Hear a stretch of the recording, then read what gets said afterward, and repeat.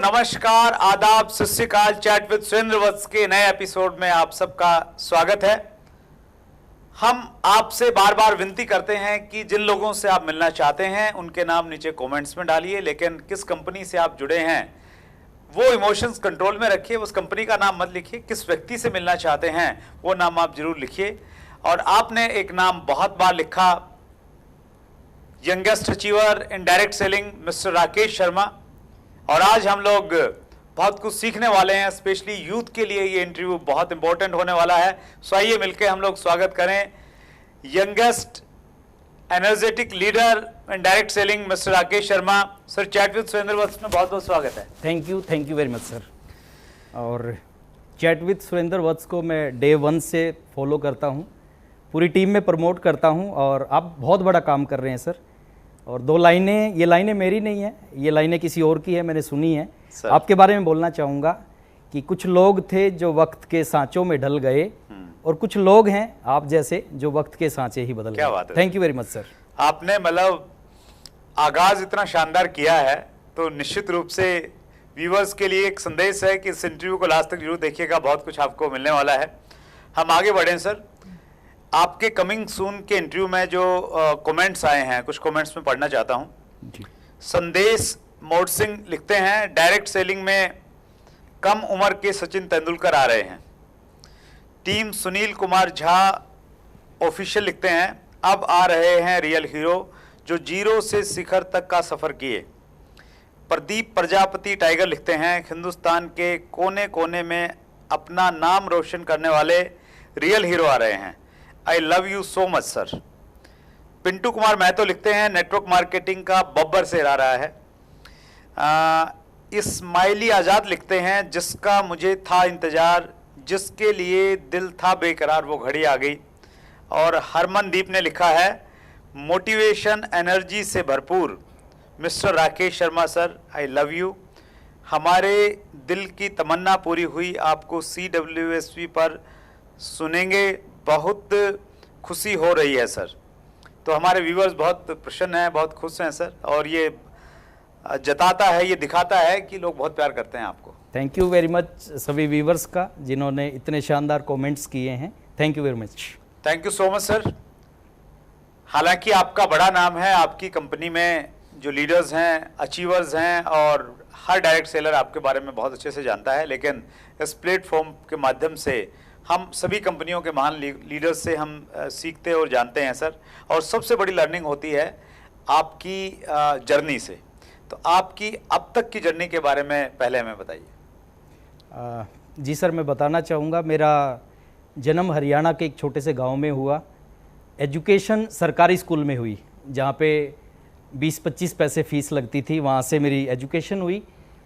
बचपन में जब मैं छोटा था, मुझे क्या बनना है ये काफ़ी टाइम तक मेरे को समझ नहीं आया, लेकिन क्या नहीं बनना ये छोटा सा था, जब भी समझ में आ गया था। मैंने परमात्मा से हमेशा 2 चीज़ मांगी कि कुछ भी बना देना, दुकानदार मत बनाना। अगर कुछ दुकानदार भाई मेरे को सुन रहे हैं तो इसको आप फील मत करना। मैं नहीं चाहता था एक ही काम को बार बार करना, रोज़ एक ही दुकान पे जाके बैठना।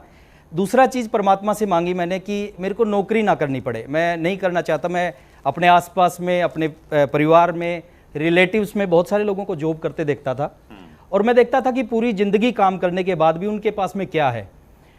मेरा मन था कि मैं बिज़नेस करूं, और लेकिन जो मैं सोचा ऐसा कुछ नहीं हुआ।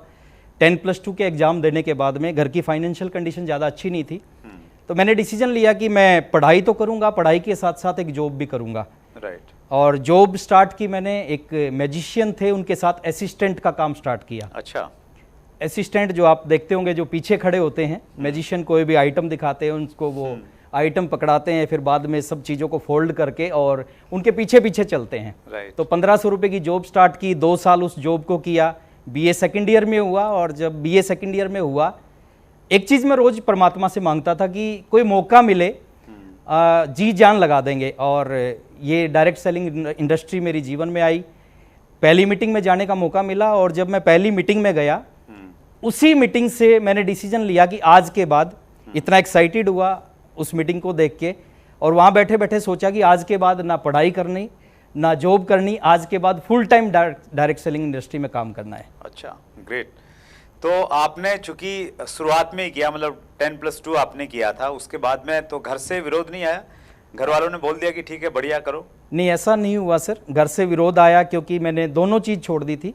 तो घर वालों ने कहा कि ये डिसीजन हो सकता आपका गलत हो, क्योंकि उस समय माहौल बड़ा नेगेटिव था। उस समय कोई बहुत बड़े एग्जाम्पल नहीं थे, गवर्नमेंट की कोई गाइडलाइन नहीं थी। तो परिवार वालों को थोड़ा सा मैंने समझाया कि एक पहली जो मीटिंग मैंने अटेंड की थी वो एक आईएएस ऑफिसर की थी। अच्छा। तो मैंने उनसे जाके बात की कि जब एक आईएएस ऑफिसर इस बिजनेस को कर रहा है तो मेरे को भी करना चाहिए, और बहुत पावरफुल बिजनेस है, जीवन को बदल देगा।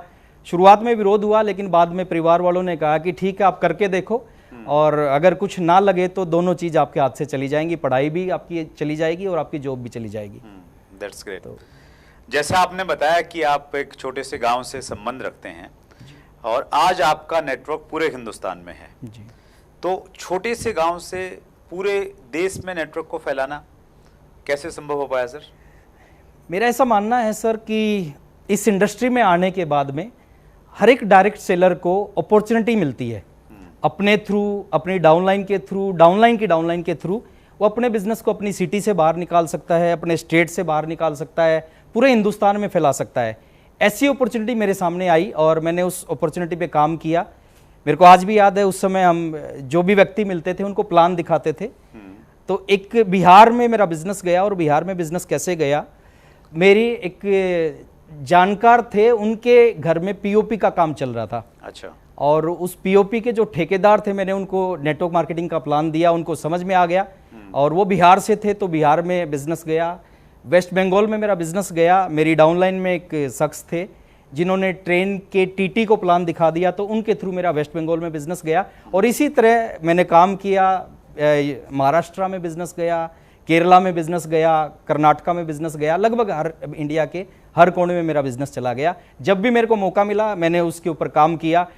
एक बार जाना पड़ा, 2 बार जाना पड़ा, 10 बार जाना पड़ा, मैं हर बार जाने के लिए तैयार रहा, और जहां जहां बिजनेस गया उसको फॉलो किया, और आज पूरे हिंदुस्तान में बिजनेस। अगर हम लोग 1-2 टिप्स जानना चाहें सर, क्योंकि नेटवर्क मार्केटिंग में बिजनेस बाहर तो चला जाता है, लोग एक्साइटेड होते हैं, भाई मेरा जो है जीजाजी भोपाल रहते हैं, उनको ज्वाइन भी करवा देते हैं, लेकिन अगर वहाँ बिल्ड करना है बिजनेस तो कुछ 2-3 पॉइंट्स ऐसे हैं जिनका ध्यान रखना चाहिए?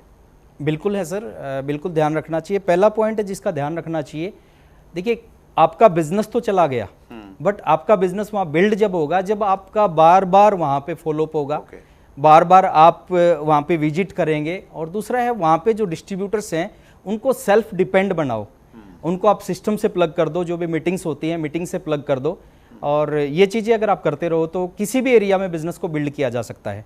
मेरे को आज भी याद है, शुरुआत में जब बिजनेस बाहर निकला उस समय इनकम ज़्यादा बड़ी नहीं होती थी, इनकम बहुत छोटी होती थी, बट बार बार हर महीने हम वहाँ पे जाते रहे, और जाने का रिजल्ट है कि वहाँ पे बिजनेस बिल्ड हो गया, टीम को सिस्टम के साथ में प्लग कर दिया, और आज एक अच्छा खासा बिजनेस है। That's great. आपने 2-3 चीज़ें बताई सर। पहली चीज़ तो ये कि बार बार जाना पड़ेगा, हम ये सोचें कि एक बार में कोई ज्वाइन हो गया और वो बिजनेस बिल्ड करेगा, वो संभव नहीं है।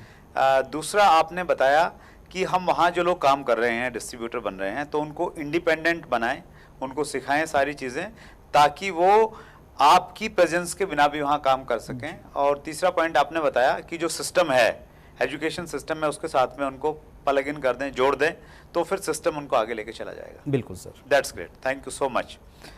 अगला प्रश्न मैं आपसे इसलिए पूछ रहा हूँ क्योंकि आपने बहुत कम उम्र में डायरेक्ट सेलिंग बिजनेस को ज्वाइन किया, और हमारी उम्र कुछ भी हो, लेकिन हमारी जो टीम है, डाउनलाइन के लोग होते हैं, वो बड़े बड़े लोगों से हमें मिलवा देते हैं, या हमारी लिस्ट में भी मतलब उम्र में भी बड़े लोग होते हैं और बड़े प्रभावशाली लोग भी होते हैं, तो ऐसे लोग आपको भी मिले होंगे। तो अगर कोई बच्चा है, कोई स्टूडेंट है, वो डायरेक्ट सेलिंग में है और वो अपने से बड़े उम्र के लोगों को बिजनेस ज्वाइन करवाना चाहता है, तो कैसे ज्वाइन करवाए? मेरे साथ में ये बहुत बड़ी प्रॉब्लम रही सर। जब मैंने शुरुआत किया तो जो मेरी उम्र के जो मेरे फ्रेंड सर्कल था वो ज़्यादा सीरियस नहीं थे। उनको जब मैं बिज़नेस बता रहा था तो वो इंटरेस्ट नहीं लेते थे, वो बोलते थे कि अभी बहुत टाइम पड़ा है काम करने के लिए। दूसरा ऑप्शन था कि अपने से बड़े मेरे जो फादर के फ्रेंड थे उनको बिज़नेस बताना, पड़ोसियों को बिज़नेस बताना। तो वहाँ पे प्रॉब्लम क्या आती थी, वो अपने सफ़ेद बाल दिखाने लग जाते थे कि ये जो बाल हैं ये धूप में सफ़ेद नहीं हुए, हमने पूरी ज़िंदगी देखी है, दुनिया देखी है। ये प्रॉब्लम आई, लेकिन मैंने इसका एक समाधान ढूंढा कि क्या करें इसके ऊपर में। मैं अपनी लिस्ट के ऊपर काम करने का प्रयास किया, उससे ज़्यादा बड़े रिजल्ट नहीं मिले। मैंने अपनी टीम की लिस्ट के ऊपर काम किया, ओके, डाउनलाइन की लिस्ट के ऊपर काम किया। वहाँ से बेनिफिट क्या मिला, वो मेरी बैकग्राउंड के बारे में नहीं जानते थे, मेरे बारे में ज़्यादा नहीं जानते थे, और इस सिस्टम के बारे में मैंने उनको नॉलेज दी, ज्ञान दिया, इस सिस्टम के बारे में बताया कि कितना बड़ा सिस्टम है। और जब टीम की लिस्ट के ऊपर काम किया, क्योंकि वहाँ के लिए मैं थर्ड पार्टी था, तो उनको समझाना उतना आसान भी नहीं था, लेकिन फिर भी मैंने प्रयास किया, एवरेज काम की, और बहुत सारे लोग मेरे साथ में आए जिनकी उम्र मेरे से ज़्यादा थी, एजुकेशन में मेरे से ऊपर थे, हर मामले में मेरे से ऊपर थे। That's great. तो बहुत अच्छी टिप्स आपने दी कि टीम के जो लोग हैं उनकी लिस्ट बनवाएं और उसमें एज ए थर्ड पार्टी आप काम बेटर तरीके से कर सकते हैं। जी, दैट्स ग्रेट सर। व्यूअर्स के कुछ क्वेश्चन ले रहा हूं सर मैं जी। ये क्वेश्चन है हेमराज शाह का। आपके अनुसार डायरेक्ट सेलिंग को बेहतर बनाने के लिए एक डायरेक्ट सेलर का क्या रोल होना चाहिए? हेमराज जी। हाँ जी, हेमराज जी, यस। बहुत अच्छा सवाल है हेमराज जी का। डायरेक्ट सेलिंग में एक छोटा सा जो चीज़ है, जो बहुत सारे लोगों के मुंह से हम सुनते हैं, बहुत सारे डिस्ट्रीब्यूटर एक काम करते हैं कि इस इंडस्ट्री को बहुत बड़ा चढ़ा के प्रेजेंट करते हैं, अपनी इनकम को, अपनी लाइफ को बहुत बड़ा चढ़ा के प्रेजेंट करते हैं, जिसकी वजह से जो सामने वाले लोग हैं वो थोड़ा सा मानते हैं कि शो ऑफ ज़्यादा करते हैं। मेरे अनुसार शो ऑफ करने की ज़रूरत नहीं है। ऑलरेडी डायरेक्ट सेलिंग इंडस्ट्री इतनी बड़ी है, जो लोग 50 साल में नहीं कर पाते, जो लोग 60-70 साल में नहीं कर पाते, जो 2-3 जनरेशन में नहीं कर पाते, वो एक आदमी 5-7-10 साल में कर लेता है। तो ज़्यादा बढ़ा चढ़ा के ना दिखाएं, रियलिटी दिखाएं, और रियलिटी देखेंगे तो लोग मोटिवेट होंगे आपसे। दूसरा है पॉजिटिविटी फैलाएं इस इंडस्ट्री के प्रति। बहुत बड़ी इंडस्ट्री है सर, हिंदुस्तान में शुरुआत है, बहुत बड़ा भविष्य है इस इंडस्ट्री का। तो जो भी आप अच्छे से अच्छा कर सकते हैं, पॉजिटिविटी फैला सकते हैं, इन्फॉर्मेशन, जानकारियां दे सकते हैं, इस इंडस्ट्री की पॉजिटिव जानकारियां वो दें। किसी भी चीज़ की आप बुराई ना करें, क्योंकि गलत चीज़ हर जगह पे होती है, अच्छी चीज़ हर जगह पे होती है, तो किसी चीज़ की बुराई ना करें, इन चीज़ों का ध्यान रखें। तो एक सही मायने में एक डायरेक्ट सेलर इस इंडस्ट्री के अंदर बहुत अच्छा काम करके इस इंडस्ट्री को बहुत आगे ले जा सकता है। That's great, thank you sir. अगला प्रश्न मैं ले रहा हूं, ये प्रश्न है हतरेश माची। टीम एक बार प्रोडक्ट खरीद लेती है, दोबारा नहीं, क्या करें? जी, 2 जवाब मैं इसके देना चाहूँगा सर। पहली चीज़, जो प्रोडक्ट टीम खरीदती है वो रिपीट जब खरीदेगी जब आप उस प्रोडक्ट के कुछ टेस्टिमोनियल उनको दिखाएंगे, उस प्रोडक्ट के बेनिफिट उनको बताएंगे। समटाइम नज़र नहीं आते बेनिफिट, कुछ समय बाद नज़र आते हैं। अगर आप उस प्रोडक्ट के बेनिफिट उनको बताएंगे। दूसरी चीज़ हमें करनी चाहिए, टीम को सिस्टम के साथ प्लग करना चाहिए। देखिए, आप अपने साथ प्लग करेंगे तो ज़्यादा बड़ा काम नहीं कर पाएगी, आप सिस्टम के साथ प्लग करो। सिस्टम मतलब आप सेमिनार के साथ प्लग करो, आप अपलाइन के साथ में प्लग करो। जब सिस्टम के साथ प्लग करेंगे तो ये सारी समस्याएं खत्म हो जाएंगी। हाँ, वहाँ से उनको प्रोडक्ट की जानकारी भी मिलेगी, ट्रेनिंग भी मिलेगी, वो सारी चीज़ें मिलेंगी, तो निश्चित रूप से वो रिपीट भी करेंगे। जी sir. That's great, superb sir. मैं सेकंड लास्ट प्रश्न ले रहा हूँ sir. Success is celebration YouTube channel है ये, इनका प्रश्न है, क्या स्टार्टिंग में नेटवर्क मार्केटिंग को पार्ट टाइम करना चाहिए या स्टार्टिंग से ही फुल टाइम आ जाना चाहिए? बहुत अच्छा सवाल है ये, और बहुत सारे लोग इस सवाल को पूछते हैं कि पार्ट टाइम करना चाहिए या फुल टाइम करना चाहिए। 3 तरह से लोग नेटवर्क मार्केटिंग बिजनेस करते हैं सर। कुछ लोग फुल टाइम करते हैं, कुछ लोग पार्ट टाइम करते हैं, कुछ लोग सम टाइम करते हैं। मैं यही कहना चाहूँगा सर, आप पार्ट टाइम भी कर सकते हैं, फुल टाइम भी कर सकते हैं, बट सम टाइम नहीं करना चाहिए।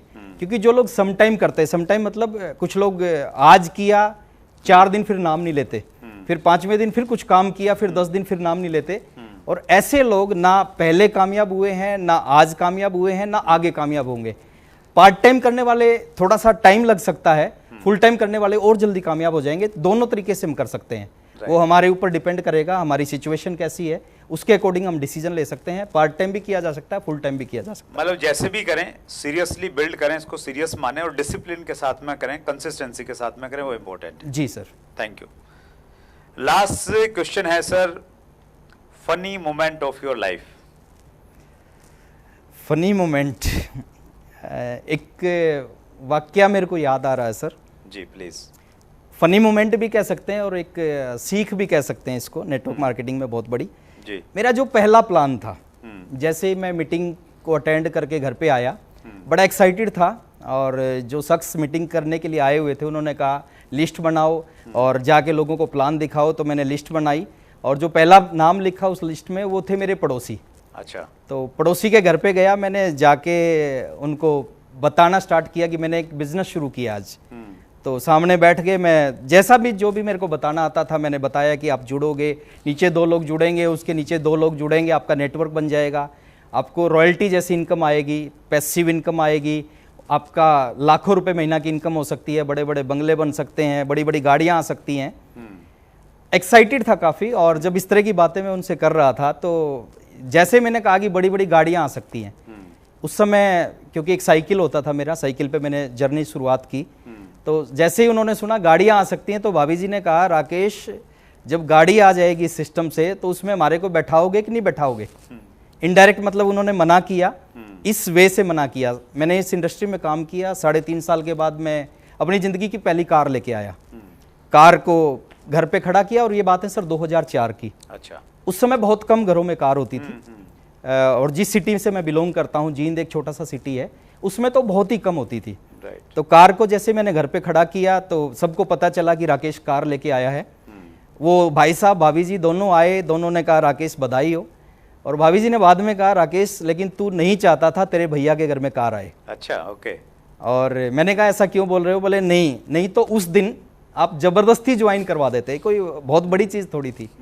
तो मैं यही कहना चाहूँगा आप सभी को कि कुछ तो लोग कहेंगे, लोगों का काम है कहना, छोड़ो बेकार की बातें, नेटवर्क मार्केटिंग करते रहना। वाह, सुपर, बहुत बढ़िया सर। इसमें बड़ा संदेश भी है, और कहीं ना कहीं मुझे लगता है वो जो घटना थी वो कहीं ना कहीं उसने आपको इंस्पायर भी किया होगा कि भाभी जी ने बोला है कि कार आ जाए तो बिठा लेना, तो कार अब जरूर लेके दिखानी है। तो मेरा अपना अनुभव ये कहता है जब हम अपने ड्रीम्स में इमोशन को कनेक्ट कर लेते हैं तो फिर वो ताकत का काम करती है।